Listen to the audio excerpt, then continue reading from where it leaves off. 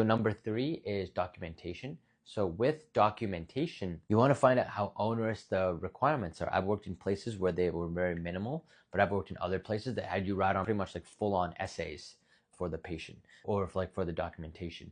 I remember when I was working in the emergency room, they had the worst EMR ever where you had to go through and like check through all these little different things, including the mental status exam and then all this like extraneous fluff that they'd put in.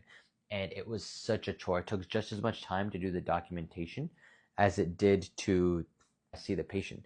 And then one thing I'll add here is AI. Are they going to allow you to use AI? Do they provide an AI software to use? Because AI in my private practice now has considerably cut down the time I spend with admin tasks like documenting.